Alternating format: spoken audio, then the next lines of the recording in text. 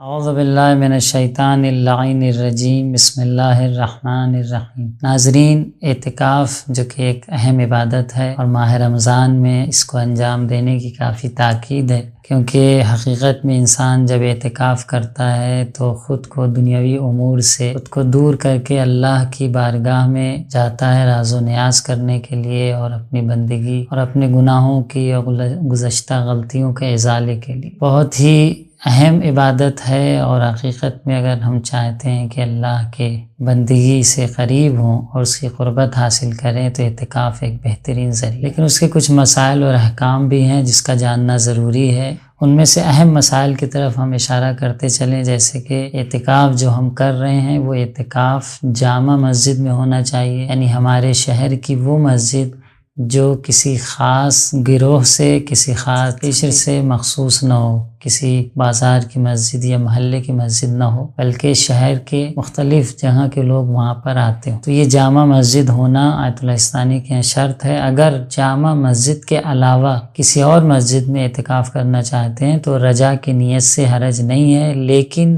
مسجد کے علاوہ امام باڑے یا حسینیے یا اپنے گھر میں اعتکاف کرنا صحیح نہیں ہوگا۔ اعتکاف میں جب ہم اعتکاف میں بیٹھتے ہیں تو ضروری ہے کہ مسجد سے بغیر ضرورت کے خارج نہ ہو۔ جو ضروری کام ہے، مثال کے طور پر واجب غسل ہے انجام دینا ہے، یا اگر نماز کے لیے وضو کرنا ہے اور مسجد میں ممکن نہیں ہے، ضرورت کے لیے باہر جانا پڑ رہا ہے تو جا سکتے ہیں۔ ضرورت عرفی میں باہر جا سکتے ہیں، نماز جمعہ کے لیے، عیادت کے لیے، تشییع جنازے کے لیے، یہ تمام موارد ہیں جس کی شریعت نے اجازت دی۔ لیکن مستحب کام کے لیے آیت اللہ ثانی کے ہاں اشکال ہے کہ ہم مسجد سے خارج نہ ہو۔ اعتکاف ہمارا 2 دن اگر ہم نے مکمل کر لیا ہے تو پھر تیسرے دن مکمل کرنا ضروری ہے، اور حد اقل اعتکاف کی جو مدت ہے وہ 3 دن ہے، یعنی 3 دن سے کم ہم اعتکاف نہیں کر سکتے۔ اور اس 3 دن میں اگر 2 دن ہم نے مکمل کر لیا ہے تو تیسرے دن مکمل کرنا ہم پر واجب ہے، اور اگر نہیں کرتے ہیں یا کسی عذر کے بنا پر ہم ترک کر دیتے ہیں تو اگر 2 دن مکمل ہو چکا ہے تو بنا بر احتیاط واجب اس کی قضا بھی بجا لانی ہو۔